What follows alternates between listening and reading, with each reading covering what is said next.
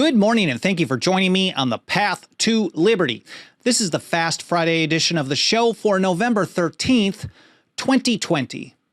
And a lot of people are aware of the fact that Thomas Jefferson was the principal or primary author of the Declaration of Independence. I know everyone watching or listening to this show is definitely aware of that, but few people outside of us have ever even heard of another really important declaration by Thomas Jefferson. That is the Kentucky Resolutions of 1798. I want to give a quick overview of what they are and the history behind them on this episode. But first of all, before getting to that, my name is Michael Bolden. We broadcast live every Monday, Wednesday, and Friday at 9:30 a.m. Pacific time from here in my home office and studio in downtown Los Angeles for the 10th Amendment Center. Our show homepage is 10thamendmentcenter.com/path to Liberty. It's all spelled out, and that's where you go to get everything you need to follow this program, all the platforms, video, audio, live streaming, archive, all the previous episodes for over 2 years, individual episodes. I include a bunch of reference links, so everything I talk about on this show today, I'm going to include links so you can go and click through and read and learn more on your own time. And you can even find our membership program where you can support us for as little as $2 a month, and we make it go a long, long way in support of the Constitution and liberty. Again, that show homepage is 10thamendmentcenter.com/path to liberty. And I couldn't be more grateful for you spending some of your time with me today. Thank you so much for being here, whether it's your first time or you've been here for every single episode since day one. Thank you so much. But since it's Fast Friday, I promise to not take up too much of your time. Let's see if I can get this done in the next 15 minutes or less. We'll see. And I want to start out with an article by Derek Sheriff we published back in 2010. This is the early days of the TAC. And this is how he put it. I liked his introduction here. Derek writes, "Most people know that Thomas Jefferson was the principal author of the Declaration of Independence, what some people consider the most important of all our founding documents. Yet few of them have ever even heard of another document that I would say might be the second most important declaration that Jefferson ever wrote, the Kentucky Resolutions of 1798. And I'm going to get into some of the highlights of the resolutions in a moment.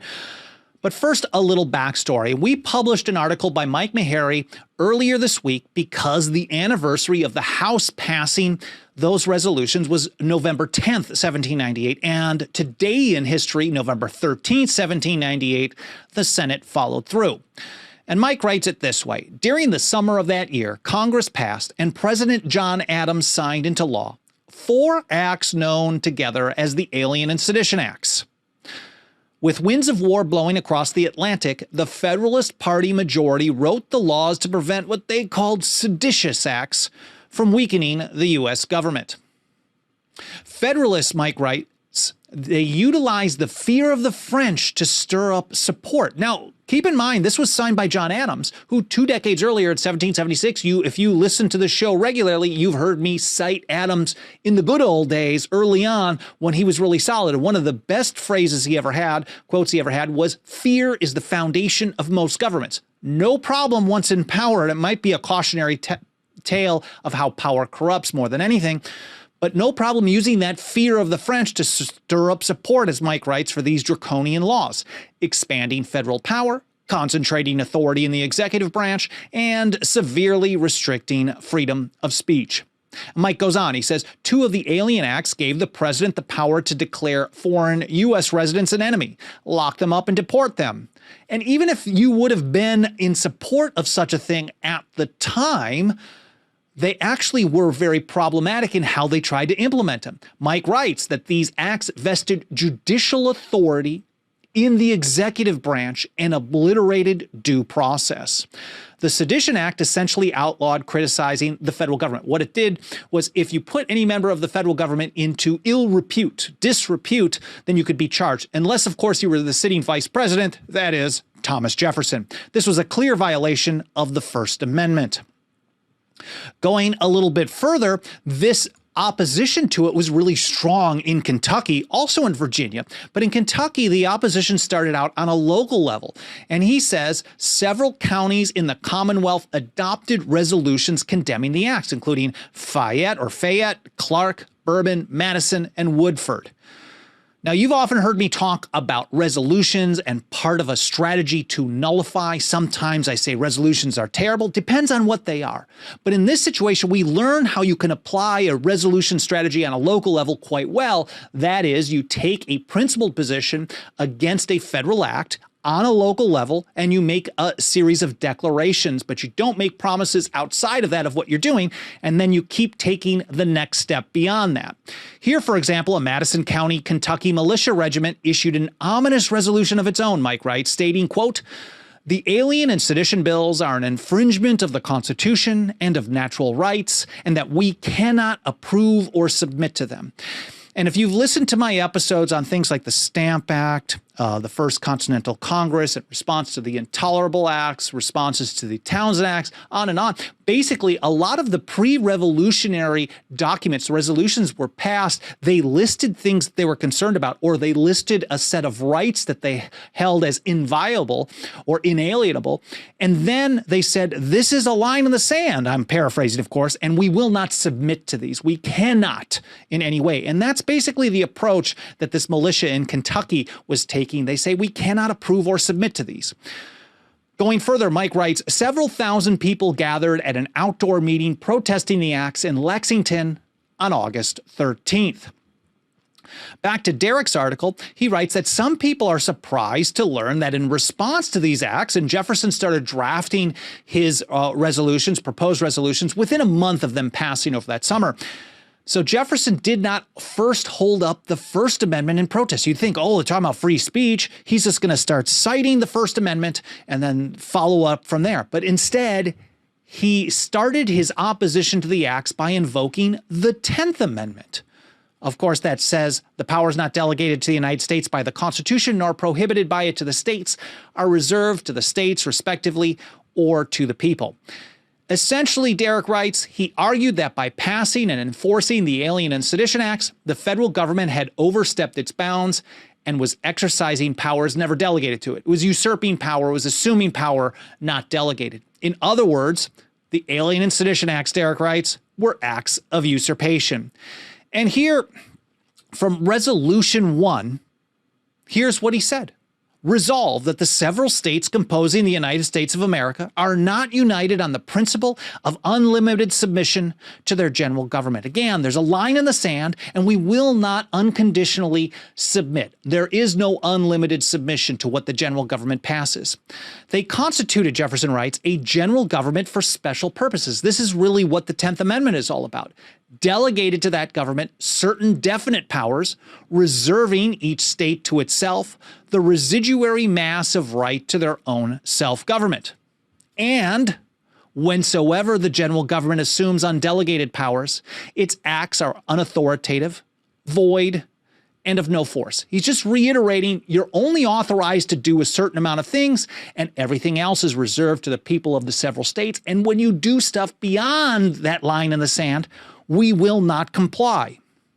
And he also points out that you can't rely on the government itself to limit its own powers. He says, the government created by this compact was not made the exclusive or final judge of the extent of the powers delegated to itself, since that would have made its discretion and not the Constitution the measure of its powers. Then in the second resolution in his draft here, he immediately goes right to the 10th Amendment. He says the Constitution of the United States, having delegated to Congress a power to punish treason, counterfeiting the securities and current coin of the U.S., piracies and felonies committed on the high seas, and offenses against the law of nations, and no other crimes whatsoever. And then it being true as a general principle, and one of the amendments to the Constitution having also declared that the powers not delegated to the United States by the Constitution nor prohibited by it to the states are reserved to the states respectively or to the people. That is in Jefferson's draft, his second resolution. He's just reaffirming the principle of delegated and reserved powers and saying that this was a general principle already understood and that the amendment reaffirmed it. And because of that, those acts passed by Congress in July and June of 1798 are, quote, altogether void and of no force, and that the power to create, define, and punish such other crimes is reserved and of right appertains solely and exclusively to the respective states, each within its own territory. And he finally gets into mentioning the First Amendment in Resolution number 3. Again, he repeats the 10th Amendment at the start of Resolution number 3.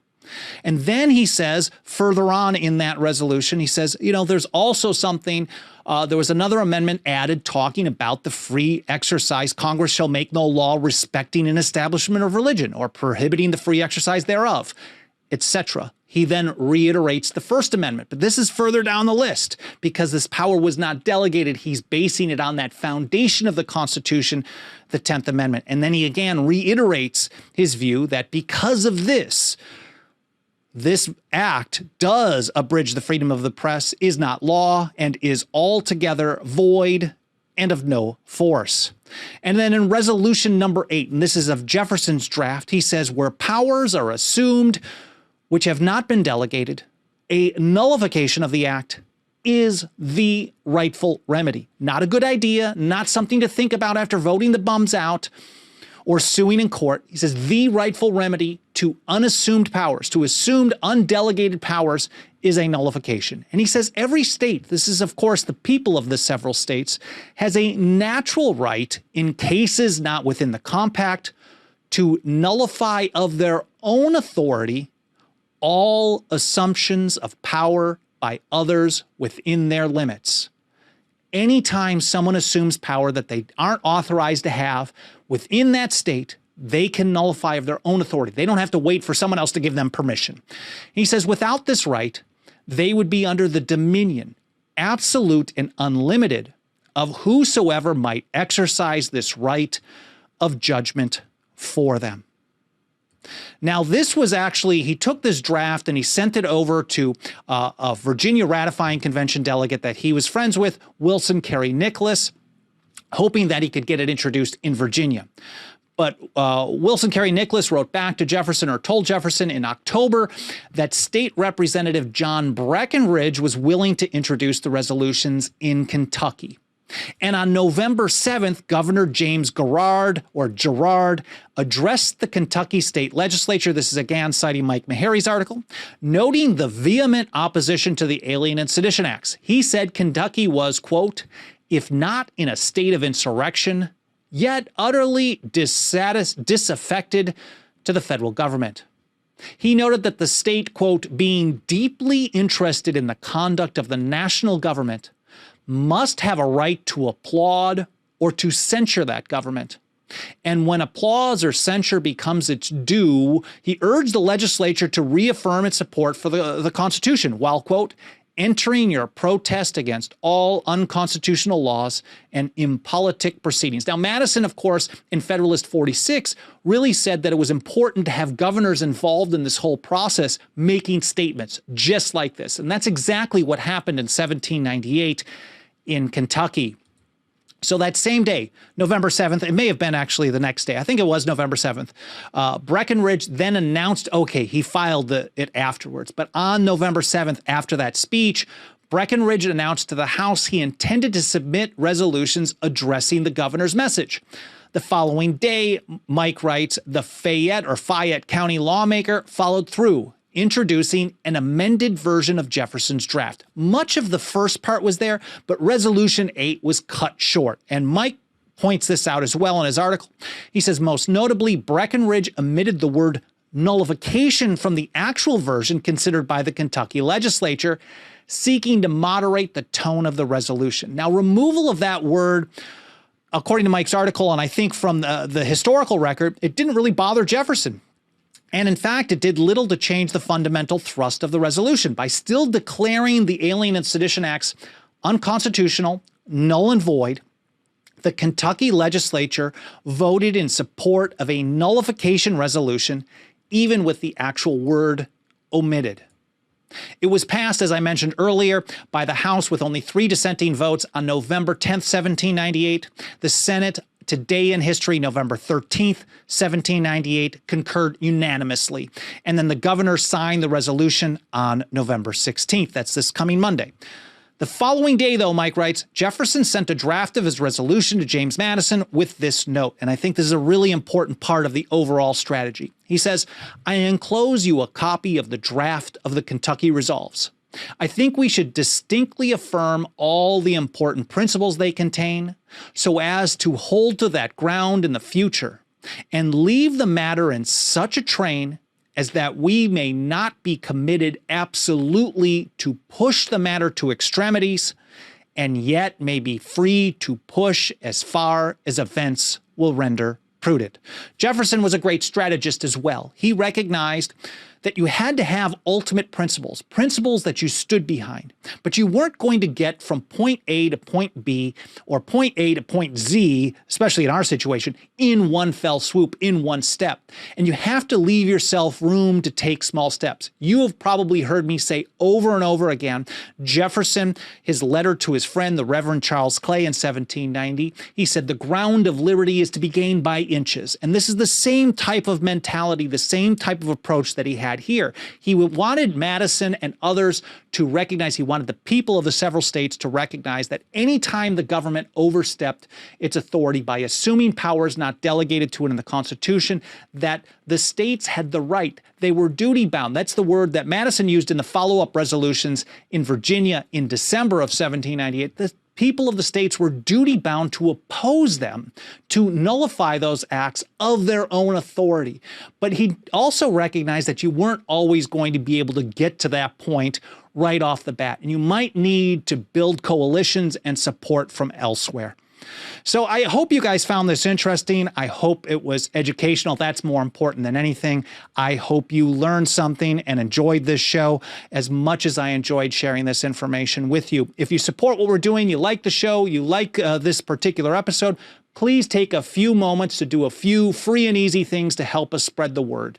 All of the platforms you watch or listen on, most of the platforms you watch or listen on are pretty easily triggered. Their algorithms are. So if you hit the like button, you smash that like button, you share, you leave a comment, you leave a review on Apple Podcasts or any other podcast platform, all that tells the platform to show the program to more people. So thank you very much for doing that. And of course, if you want to put your financial faith behind our work, 10thamendmentcenter.com/members, and they start out as little as $2 a month. Again, 10thamendmentcenter.com/members.